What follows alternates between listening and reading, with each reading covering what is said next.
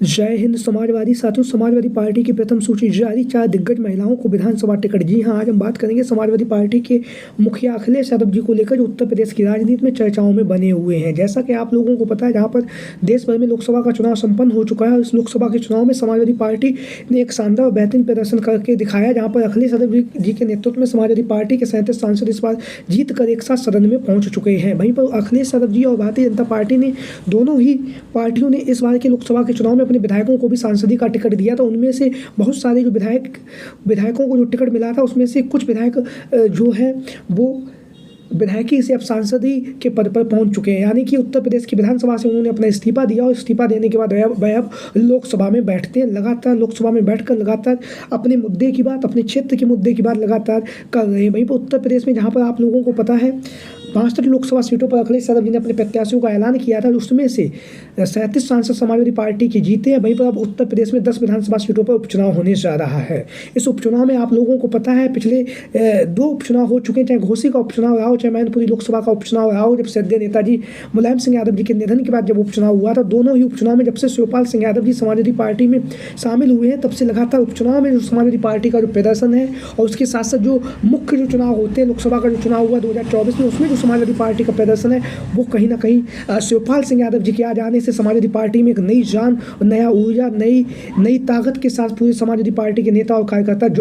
डटे हुए हैं। चाहे मैनपुरी का लोकसभा का उपचुनाव रहा हो, जहाँ पर समाजवादी पार्टी की महिला प्रत्याशी जो थी डिम्पल यादव जी, 2,88,000 मतों से उन्होंने जीत हासिल की। उसके बाद घोसी का चुनाव रहा हो, जहाँ पर समाजवादी पार्टी के जो प्रत्याशी थे सुधाकर सिंह जी, उन्होंने वहाँ से लगभग 43 से 44,000 वोटों से विजय श्री प्राप्त की थी। वहीं पर अब जब 10 विधानसभा सीटों पर उपचुनाव होने जा रहा है, उसमें से हम आज बात करेंगे 4 विधानसभा सीटों को लेकर। तो सबसे पहले हम बात करेंगे अखिलेश यादव जी की जो कहल की विधानसभा सीट है, जो लगातार उत्तर प्रदेश की राजनीति में चर्चाओं में बनी हुई है। जैसा कि आप सभी लोगों को पता है, 2022 के चुनाव में समाजवादी पार्टी के मुखिया अखिलेश यादव जी ने लोकसभा से अपना इस्तीफा दिया था। उसके बाद वह उत्तर प्रदेश की विधानसभा में पहुंचे और कहल से उन्होंने अपना नामांकन दाखिल किया। कहल से चुनावी मैदान में उतरे और उत्तर प्रदेश की विधानसभा में नेता प्रतिपक्ष जैसा महत्वपूर्ण पद पर अखिलेश यादव जी बैठे। जिस तरह से अखिलेश यादव जी ने नेता प्रतिपक्ष रहते हुए उत्तर प्रदेश की विधानसभा में, जिस तरह से उत्तर प्रदेश की सरकार की जो पोल पट्टी खोली, जिस तरह से उन्होंने जो बातें की है और जो प्रदर्शन किया है नेता प्रतिपक्ष के तौर पर, जिस अंदाज में उन्होंने भारतीय जनता पार्टी को उत्तर प्रदेश की विधानसभा में घेरा है,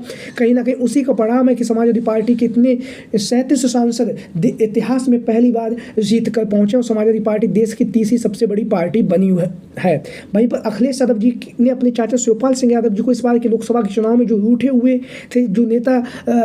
टिकट को लेकर उठ जाते थे और कद्दावर नेता होते थे, उन्हें को मनाने की जो जिम्मेदारी शिवपाल सिंह यादव जी के कंधों पर अखिलेश यादव जी ने सौंपी, और शिवपाल सिंह यादव जी ने वो करके भी दिखाया है। आप बदायूं में ही देख लिए, जो बदायूं के जो पूर्व में सांसद रह चुके हैं,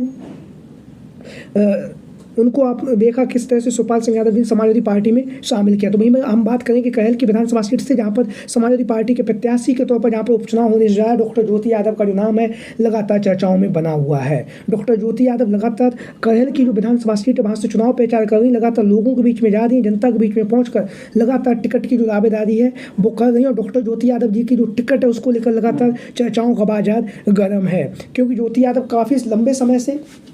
2022 के विधानसभा के चुनाव में उन्होंने कहल की विधानसभा सीट से समाजवादी पार्टी के राष्ट्रीय अध्यक्ष अखिलेश यादव जी के प्रचार प्रसार किया। और वहीं पर 2024 के लोकसभा के चुनाव में मैनपुरी में जो लोकसभा का उपचुनाव हुआ था, उसमें डिम्पल यादव जी के लिए ज्योति यादव जी ने चुनाव प्रचार किया है। महिलाओं के बीच इनकी अच्छी पकड़ है और लगातार महिलाओं के हक और सम्मान की आवाज़ को ऊंचा उठाती रहती है। लगातार जब भी मुद्दे होते हैं, उन मुद्दों पर बात करती हैं, लगातार महिलाओं के बीच में पहुंचकर महिलाओं के जो हक और सम्मान की जो बात है, जो समाजवादी पार्टी के मुखिया अखिलेश यादव जी भी करते हैं, उसको लेकर लगातार सक्रियता के साथ अपनी भूमिका अदा करते हैं। डॉक्टर ज्योति यादव का जो टिकट है, वो यहाँ से लगातार चर्चाओं में बना हुआ है। वहीं पर हम बात करेंगे अब लालजी वर्मा जी की जो कटहरी की विधानसभा सीट है, जहाँ से लालजी वर्मा जी कई बार के विधायक निर्वाचित हो चुके हैं। लालजी वर्मा जी जब 2022 के विधानसभा के चुनाव में यहाँ से चुनावी मैदान में समाजवादी पार्टी से उतरे, तो उन्होंने यहाँ से रिकॉर्ड मतों से जीत हासिल की। जीत हासिल करने के बाद अखिलेश यादव जी के द्वारा इस बार लोकसभा के चुनाव में अम्बेडकर नगर की जो लोकसभा सीट है, वहाँ से